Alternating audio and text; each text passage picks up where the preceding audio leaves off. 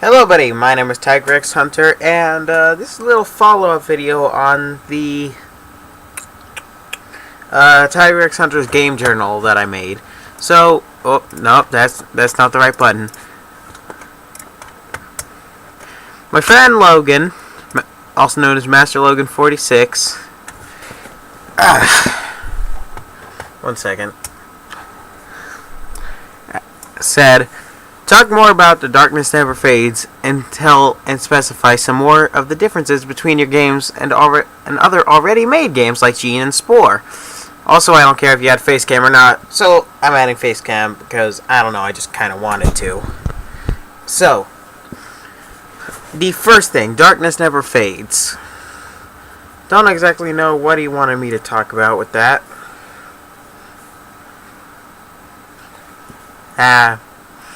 Well, I guess I'll explain the game a little bit more in depth. Not in depth, no. But I'll explain it a bit more. So, pretty much imagine a rage platformer, but then make everything almost completely pitch black except for a little circle of light around the player. So that you can't see the background. The background would be completely pitch black. But you can see the foreground a tiny bit, like the ground will be white. Not colorful when you're going through it initially. And then pretty much you just go all the way back through after you light the brazier at the end of the level. Because the brazier is massive, it says a giant brazier in the video that I made. So when I say giant brazier, I mean a brazier bigger than my house. I mean a brazier that could light everything for miles. Think of how big that would have to be. So, there's not really an explanation to why everything is so dark. I mean, I had one in my head when I came up with the game, but pretty much it was that the character was depressed because, I don't know, stuff. Like I said, you get to interact with their past, so you can see what messed them up so much. But as they finally start to realize the lesson of the game, or the message of the game, which I don't specify, well, I'm not specifying it right now, but when the game comes out, if it comes out, which hopefully it will, because I'd actually really love to make a game like that, where I get to be perfectly lazy and make everything very bleak for the longest amount of time. And then I get to go back and redo all of it and make it nice and vibrant and colorful. Because I really like color. It may not look like it from my room, but I really love color. I love blues and reds, greens, even pinks. Pinks can look really nice. Because I'm the kind of guy who doesn't really like pink, but like a rosebud tree, I think that's what they're called. Actually, let me look it up real quick. Or if I can reach my keyboard. It's all the way back here, so I could make room for these books. Excuse me. Camera. Rose.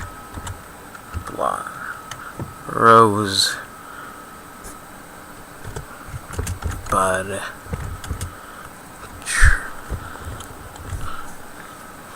Dang it.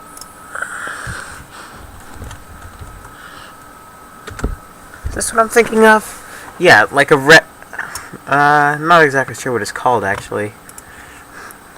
Yeah, rosebud tree. Like, I think those look really, really nice in the right setting. Like, if you guys have ever played Monster Hunter 3, or Monster Hunter Portable 3rd, any game like that, and you've been to the Misty Peaks, you'll know exactly what I'm talking about, because that area is beautiful. But, pretty much imagine that, but it's different environments as you walk back through. And it's all very beautiful and colorful. Imagine that from a game. I think that would look absolutely incredible as a game. Like, graphics-wise.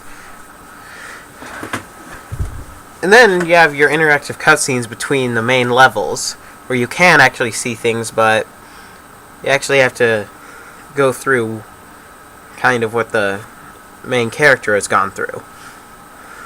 Sorry, I'm just polishing my phone. Or cleaning off the touchscreen. Never mind. That's not important. But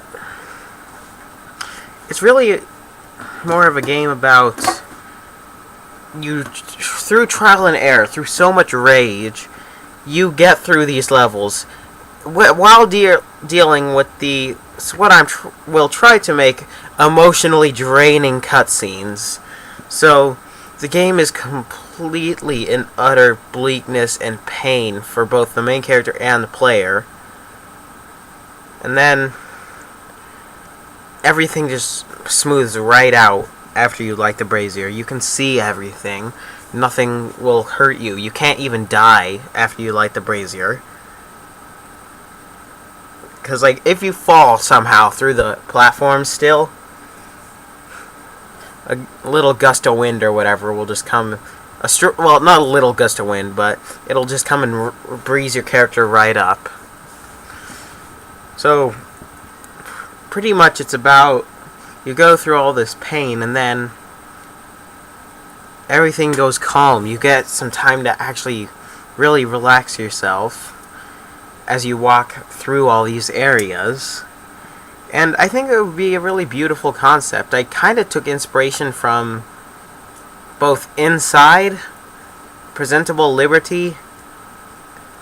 Well, the logo is kind of based on Presentable Liberty, because one of the characters in that game gives you a poster, and it's like a black and white heart. But the game itself is more just a rage platformer, and then, like, it does have some story behind it. There's more story to it than just you're walking through all this. And the platforming isn't even supposed to be like part of the actual world your character lives in. The platforming, sorry, I'm spitting everywhere. Platforming is just supposed to be part of your character's mind. Like, everything, all the darkness is supposed to be part of your character's mind. And when you see the beauty of everything, that's the darkness actually fading. So, the title is more of a reference to what the main character themselves thinks. Like, they live this awful life and they think that awful feeling, all the awful things will just keep happening to them. But they learn at the end to live with that, and color returns to their life, beauty returns to it. So that's kind of the idea of The Darkness Never Fades. It's more of a story-based game than anything else. Because, like I said, I took inspiration from Inside and a few other games that I saw. I can't remember their names right now, but if I do, I'll leave them in the description down there. And yeah, that's pretty much what my idea was when I was coming up with that game. So next, let's see. Blah blah blah. Oh, specify some more differences between your games and other already made games. So I'm going to pull up a little presentation that I made and look at some games that might be similar.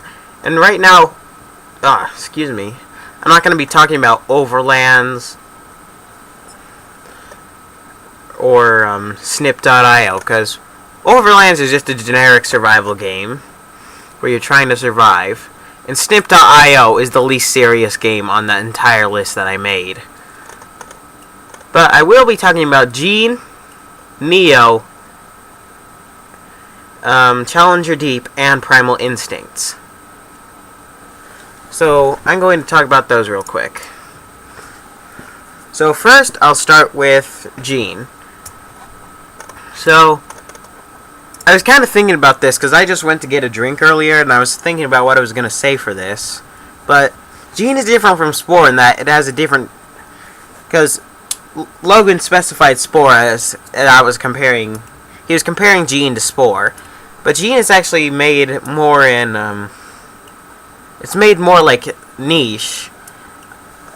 If you guys have ever heard of or played that game. I'll leave a link to a video of Niche in the description as well. But it's kind of like Spore and Niche. Niche is pretty much, it has a tile system. And the creatures in Niche have this energy bar well, actions bar, I should say, where they can each only do 3 actions a day. Or more, depending on what species they are. Wait, no, it's just 3 actions, sorry. I'm getting all confused here. But it's also like... But Gene also has a tile system. But you can move freely. But eventually your creature will tire, so... It's more a case of doing as much as you can in one day than it is anything else. Because just like in Niche, there's an age meter. Now the age meter, it rises the more days pass. And if the age meter fills, that creature will die of old age. Now creatures can also die of stuff like being killed. So, whatever creature you're controlling, if it gets into a battle, it can be killed. And in Gene, you do get to control all the members of your pack. You can click them to select them and then move them, whatever. And Gene, it actually is a lot like Spore, now that I think about it. But, sure, you create your creature, but the thing is, there's only like a 10% chance that your creature will mutate the traits that you give it, and you can only give it 1 trait to mutate at a time. So that's where Niche comes in, again, as more of a thing that it's based off of. So, Niche is pretty much the skeleton of Gene, but Gene just adds a few more things and features. Because Niche, it just... attacking was an action. And being attacked would bring your age meter up, so you would get closer to death. Like, it would add these red things that would just kind of boost you closer to death. So, that's kind of where everything... Well, all you guys know in Spore, I just made whatever kind of creature I wanted. I didn't care. But, like I said, you can only attach 1 trait that your creature may evolve. And it only has a 10% chance of evolving when a new baby is born. So, for example, if you select the trait to be Fin, and you don't, like, head feature Fin, and there's a new baby, it only has that 10% chance of actually getting a fin on its head. But if it does get a fin on its head, it has a higher chance of passing that on to the next generation, so you can kind of start building your creature very slowly to have all these features. So that's enough about Gene. Let's move on to Neo. Now, I did specifically say it was a Monster Hunter-esque game, and that is true. To tell you the truth, Neo actually started as... I'm just fiddling with a pocket knife here with the little pliers. But Neo originally started as a fan game of Monster Hunter on the Monster Hunter fanon called Monster Hunter Neo. And it was based on a monster that someone on the fanon had created named Neo Animus. Now I just kind of kept its Animus name because it sounds cool. But it has the Monster Hunter-esque feel. It's a side-scroller, kind of, but it does have the Monster Hunter kind of gameplay where you can set up traps, use items on the hunt, get weapons from killing monsters, and getting companions of the monsters. So it's all a lot like Monster Hunter, but it also takes a bunch of inspiration from a game called Blueprint Tycoon. Now, I only knew about Blueprint Tycoon because Markiplier played it on his channel, and I thought this could actually be pretty cool to use in a game. Well, I thought that when I went somewhere for my grandma's birthday, and I'm like, wait a second, I had this idea, why don't I just change it so it's my own? But yeah, it's also like Monster Hunter in that it has a bunch of different creatures that you can kill. And some of them even have different forms. But pretty much that's what I want to talk about. It is like Jeez. It's like God dang it. Can't say Blueprint. Blueprint Tycoon. It's like Blueprint Tycoon, in that when you're in your community screen, your map looks like a blueprint. Dang it! I can't say blueprint. Jeez. Your map looks like a blueprint. Your community map looks like a blueprint. And all these different places are pretty much blueprints. And when you're building your community, it has the Blueprint Tycoon feel to it. Because you can see all the people in your community walking around, interacting with stuff that you've done in the community. Stuff like that. So that's pretty much how Neo is similar and different to some games that it's based on. Next one, Challenger Deep, which I will be comparing to both. Well, I'll be comparing it to Subnautica, because Subnautica is a survival game and it does have some horror elements. And sea creatures. It's also under the ocean and there's dangers similar to it. But Challenger Deep is more the modern take on Subnautica, and you're just stuck in this one place. So you can't really leave until you actually manage to open the door that leads to the room that has the escape submarine in it. You actually really have to work for it, because the door, it gets damaged when the Leviathan attacks, so it gets so messed up that you have to fix the door before it'll even open. All that work just to fix a door. Jeez. I feel for the person who plays it. Or the person, you know what I mean, the person who got caught up in the accident. But it is a lot like Subnautica, and it also takes a bit of inspiration from Stranded Deep, which, if you haven't played it before, it's kind of worn out by now, but when it first came out, it was a really cool game, because it did have a lot of kind of unique stuff. It was kind of like Subnautica, but not. This also takes some inspiration from Far Sky, now that I think about it, because if you didn't know, in that you could go down deep into the ocean and find stuff like krakens and stuff like that. I actually played it on my channel. But that's pretty much where it all goes, because Challenger Deep it's a survival horror game. And really, that's it. That's really all I can say as far as differences go. I mean, there is a bunch of other stuff that I don't really think I can explain that well right now, so just stay tuned for the next T1GREXHUNTER's Gaming Journal video, which will be made when I have at least 5 more things in my list. So, thank you guys for watching this little follow-up video, and if you liked it, leave a like on this video, comment, and subscribe to the channel, and I will see you guys in the next video. Goodbye!